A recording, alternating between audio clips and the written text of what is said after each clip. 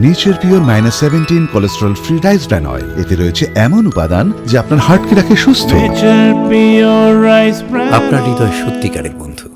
বেসরকারি মাদ্রাসার আবাসিক হোস্টেলের শৌচাগারের ঘুলঘুলি দিয়ে পালানোর সময় ইলেকট্রিক শক খেয়ে মৃত্যু হল ক্লাস 10-এর এক পড়ুয়ার। সোমবার মধ্যরাতে চাঞ্চল্যকর ঘটনাটি ঘটেছে দক্ষিণ দিনাজপুর জেলার গঙ্গারামপুর থানার জাহাঙ্গীরপুর এলাকায়।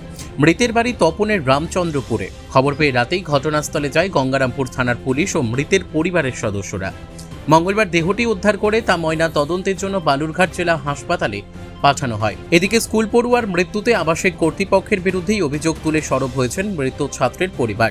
এদিকে খবর পেয়ে মঙ্গলবার ঘটনাস্থলে যান গঙ্গারামপুর থানার আইসি অরিন্দম ভট্টাচার্য ও গঙ্গারামপুর মহকুমা পুলিশ আধিকারিক শুভতোষ সরকার। কেন শৌচাগারের ঘুলঘুলি দিয়ে ওই ছাত্র পালানোর চেষ্টা করছিল, হোস্টেলে কি তার উপর অত্যাচার করা হতো, সেই সব বিষয়গুলি গুরুত্ব সহকারে খতিয়ে দেখছে গঙ্গারামপুর থানার পুলিশ। এদিকে এদিন দুপুর পর্যন্ত পরিবারের তরফ থেকে থানায় কোনো লিখিত অভিযোগ দায়ের করা হয়নি।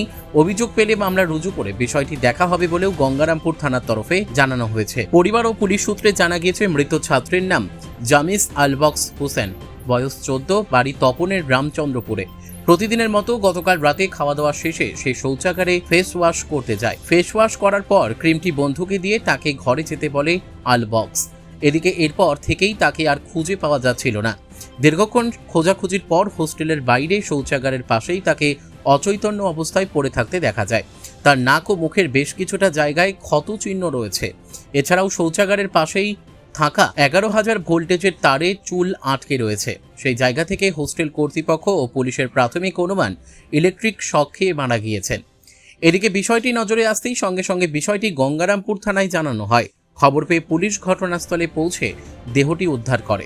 অন্যদিকে পরিবারের অভিযোগ, ঘটনার অনেক পরে তাদের খবর দেওয়া হয়েছে। এমনকি ঘটনার পর ওই ছাত্রকে চিকিৎসার জন্য হাসপাতালে নিয়ে যাওয়া হয়নি। এদিকে রাত 12টার দিকে ঘটনা ঘটলেও রাত 2টোয় পরিবারকে খবর দেওয়া হয়েছে। তারা এসে দেখেন তাদের ছেলে মৃত অবস্থায় মাটিতে পড়ে রয়েছে। পরে পুলিশ দেহ উদ্ধার করে গঙ্গারামপুর হাসপাতালে নিয়ে যায়। পুলিশের প্রাথমিক অনুমান, শৌচাগারের উপরে হাই ভোল্টেজ বিদ্যুতের তার রয়েছে। সম্ভবত ঘুলঘুলি দিয়ে বেরোতে গিয়ে ওই তারে বিদ্যুৎপৃষ্ট হয়ে নিচে পড়ে যায় ওই ছাত্র। এর ফলেই তার মৃত্যু হয়েছে বলে প্রাথমিক অনুমান। কি ঘটনা ঘটলো যে এই ধরনের ঘটনা ঘটলো, কি হয়েছিল? আচ্ছা স্যার, আমি বলতেই পারবো না যে এই সমস্ত ঘটনা ঘটবে। আমাদের যে নিত্য অনুযায়ী যে 8:30টায় খাওয়া দেয়, খাওয়া দাওয়ার পরে ওরা খাওয়া টাওয়া নিয়ে নিজের মতো করে খেয়ে নিল। তারপরে আমরাও আমাদের হচ্ছে খেয়ে বেডে চলে যাব। বেডে যেয়ে আমি হচ্ছে আমার যে খাতা দেখছি তারপরে টেবুলেশন সেটা আমি নাম্বারগুলো তুলতে এবার হচ্ছে আমরা একটা হালকা কি আসে তো শুয়েছিলাম অল্পগুলো। আচ্ছা আবার উঠলাম। এবার ওরা আছে 9টার পর থেকে ওরা আছে 11টা পর্যন্ত হচ্ছে অঙ্ক করে। ওরা নিজেদের মতো করে অঙ্ক করে, কোনো অসুবিধা হলে এই বন্ধুর কাছে যাবে, ওই বন্ধুর কাছে যাবে। এবার বলা আছে যে কোনো অসুবিধা হলে টিচার কাছে চলে আসবে। এবার হচ্ছে 11টার সময় মতো 11টা বাজে গেছে। এবার আমার খাতাগুলো যেগুলো ছিল গুছিয়ে আমার ব্যাগের মধ্যে ঢুকে দিয়েছি, আর আমি শুয়ে পড়লাম। আর হচ্ছে ওরা নিজের মতো 11টা যেহেতু বাজে গেছে, নিয়ম আছে 11টা বাজলে ওরা বই খাতা বন্ধ করে নিজের মতো করে শুয়ে পড়বে। এবার শুয়ে পড়বে। এবারে শোয়ার আগে অনেক ছেলে আছে, কেউ বাথরুমে যায়, তার হচ্ছে পরিষ্কার হাত মুখ পরিষ্কার করে বেডে শুয়ে পড়ে। এবার সেই সময় আমি 11টার পরে আমি ঘুমিয়ে গেছি। এবার তারপরে হচ্ছে কিছুক্ষণ পরে, অনেকক্ষণ পরে হচ্ছে একটা ছেলে হচ্ছে বললো হচ্ছে বাথরুমে গিয়েছিলো, বাথরুমে একটা আওয়াজ শুনতে পেয়েছে। এবার হচ্ছে ওরা বলে যে একটা আওয়াজ হয়েছে। আমি বললাম একটু তো আওয়াজ তো হয়, যেহেতু এটা রাস্তা এখন হয়ে গেছে, ওটা লোক হাঁটাহাঁটি করে।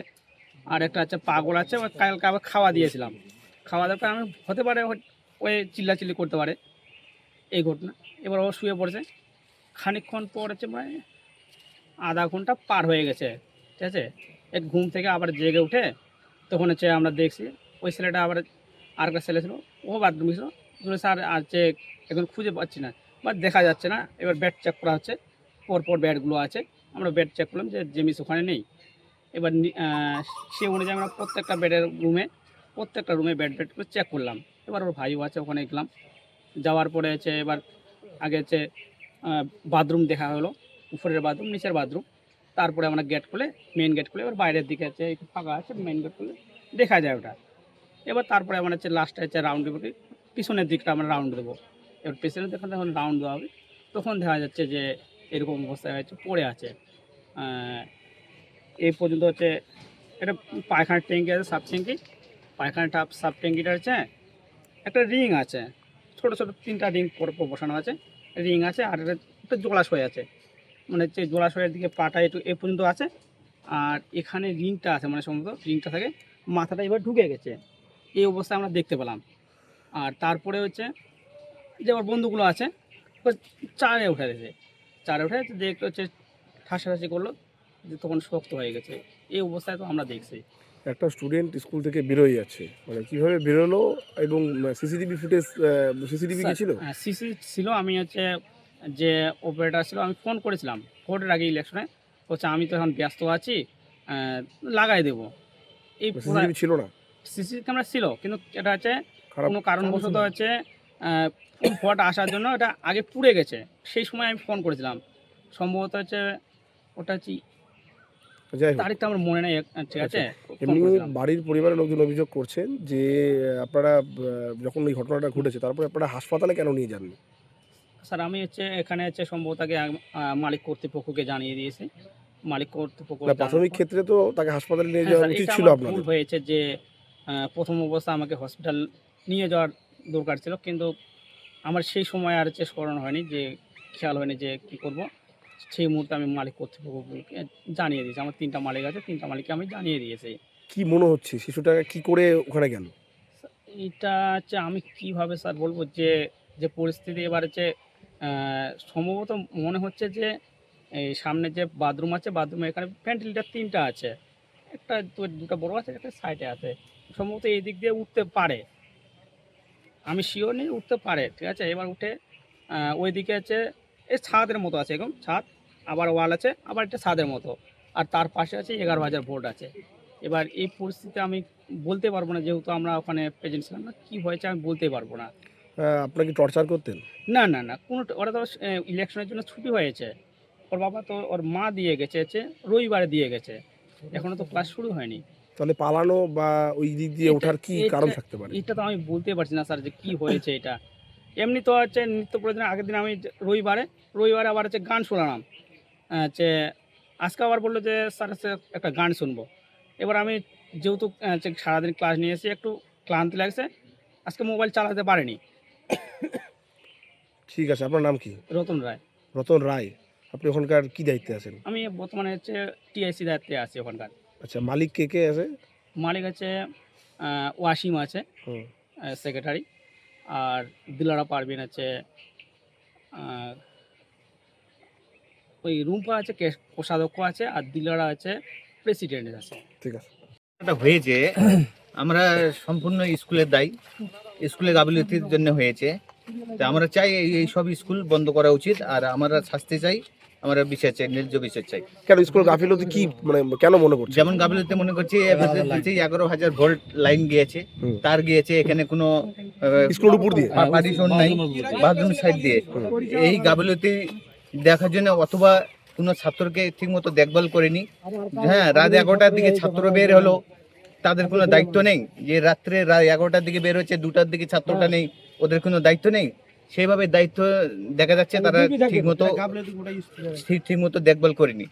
আমরা চাই তার শাস্তি হোক এবং স্কুলকে করা হোক, বন্ধ করা হোক। আমরা সুবিচার চাই। নাম কি তোমার? আমার নাম মতিন সরকার। কি দায়িত্ব, কি হয় তোমার? এই সব আমার ভাগিনা হবে। আচ্ছা। মোটামুটি রাত্রি 2টার দিকে কল করে স্কুলের যে মানে হোস্টেল ইনচার্জ আছে উনি বলছে আপনারা আসেন। হ্যাঁ। কেন আসেন কিছু বলছে না, কেন আসেন। এবার আমরা তো আমার দাদা আমার বৌদি ওরা আগে আসলো, আমি পিছনে পিছনে আসলাম বাইক নিয়ে। এসে তো দেখছি ওরা আমার বাসটাকে শোয়ায় রাখছে, ওখানে শোয়ায় রাখছে। ওরা বলছে যে বাথরুমের থেকে ওদিক দিয়ে পার হতে গিয়ে পড়ে গেছে। তো একটা হোস্টেলে বাথরুম থেকে কেন পার হবে ওদিক দিয়ে? ওরা মিশনারি স্কুল কেন পার হবে? ওরা দেখবে না? টিচার স্যারকে বললাম যে আপনাদের সিসিটিভি নেই, বলছে আমাদের খারাপ হয়ে আছে। আচ্ছা, পড়ে গেছে তো আপনারা হসপিটালে কেন নিয়ে যাননি? ওরা করেছে কি, থানার একটা পুলিশ, এসআই র্যাঙ্কের পুলিশ আর 3-4টা বিএসএফকে ডেকে অ্যাম্বুলেন্স থেকে তারপর আমাদেরকে খবর দিচ্ছে। ঘটনা ঘটেছে 12টার সময়, আর আমাদেরকে খবর দিচ্ছে 2টার সময়। ওদের কথার কোনো ঠিক নেই। ওরা লাস্ট হসপিটালে নিয়ে আসেনি। ওরা ওরা ওরা ঠিক করেনি কাজটা, ওদের কথার কোনো ঠিক নেই। কি মনে হয় টর্চার করতো? না, টর্চার তো করেনি। প্লাস ওর ভাই ছিল, ওর ভাই ওখানে হোস্টেলে থাকে, ওর ছোট ভাইটা ওকে উপরতলাতে আছে, ওকেও ডেকে দেখায়নি। ও দেখছে 2টার সময়, ওর নিজের দাদা যে নিচে পড়ে আছে ওকে তো দেখাতে পারতো, ওকেও ডাকেনি। ওরা নিজে থেকে শোয়া, হ্যাঁ, এখন টর্চার করছে কিনা জানি না, আমরা বলতে পারবো না, কিন্তু কিচ্ছু জানি না। আমরা গিয়ে সোজা বডি দেখছি যে শোয়াই রাখছে, বলছে বাথরুমে গিয়ে বাথরুমের ওই সাপ দিয়ে পার হতে গিয়ে স্লিপ করে পড়ে লেগেছে। এটা তো ঠিক না, কেন পার হবে একটা স্টুডেন্ট? ওদের ওখানে আমরা রাখতে দিয়েছি, ওরা এখন নিশ্চয়ই কিছু ধামাচাপা দেওয়ার চেষ্টা করছে। আমাদেরকে ডাকলো না, হসপিটালে নিয়ে আসেনি, কিচ্ছু করেনি ওরা। কি চাইছেন আপনারা? আমরা বিচার চাই, তদন্ত, শাস্তি চাই, যে কেন এরকম হবে, এরকম যেন আর কোনো ছাত্রের যেন না হয়। নাম কি তোমার? আমার নাম আনারুল সরকার। তুমি কি হও? ওই আমি ওর কাকু হই, আমি ছোট কাকু। এই ধরনের ঘটনা ঘটলো কিভাবে আপনি জানতে পারলেন? আমার তো মানে রাত্রিবেলা ফোন করেছে ওখান থেকে, মানে ওই রতন স্যার প্রথম ফোনটা করেছে, ওই হেডমাস্টার ওখানকার। তো ফোন করে বলছে যে একটু আপনাকে আসতে হবে, এখনই আসতে হবে। কি হয়েছে মাস্টার, এখন বলা যাবে না, তুমি তাড়াতাড়ি করে আসো, এটাই আমাকে বলেছে জাস্ট। আমি তো 2:02 বাজে। তারপরে গিয়ে কি দেখলেন ওখানে? গিয়ে দেখলাম ওইদিকে পড়ে আছে, অ্যাম্বুলেন্স আছে, 4-5 জন বিএসএফ দাঁড়িয়ে আছে, থানার একটা মানে আইসি দাঁড়িয়ে আছে। তখন বলছে যে এরকম একটা অঘটন ঘটে গেছে, তোমাকে এটা মানে নিতেই হবে, তুমি আর কি করবে বলো, তোমাকে মানতেই হবে। আর কি হয়েছে বলেন। তখন আমরা পিছনে ওই যেখানে পড়ে আছে বা মানে ওদের মানে বাথরুমের পিছনে টয়লেট আছে, বাথরুম আছে, সেটাই তার পিছনে পড়ে আছে। আমাকে ওই অন্ধকার তো দেখাও যায় না কিছু, ওই বিএসএফ তারপরে পুলিশ ওরা সব লাইন নিয়ে এসে টর্চ নিয়ে গিয়ে পিছনে নিয়ে গিয়ে আমাকে দেখাচ্ছে, দেখো ওই যে তোমার এরকম হয়ে গেছে। কি করে হলো না হলো বলছে যে এগুলো তো আমরা বলতে পারছি না, ঠিক রাত্রি 11টার সময় ওকে আমরা দেখেছি।